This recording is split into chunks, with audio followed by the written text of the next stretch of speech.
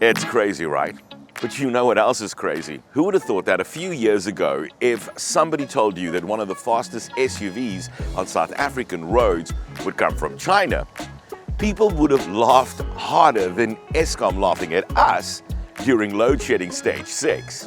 Because it's 0 to 100 an hour time is 4.9 seconds. And that is properly quick. It's like your passengers will grab the handle quick. That's how quick it is. This GT, it looks like it went to gym, started drinking pre-workout and discovered German performance SUVs on Instagram. This is one seriously impressive package. And if this is where the future of plug-in hybrids are going, petrol stations should start getting nervous. Until next time, drive safe, stay lekker. I'll catch you on the next one.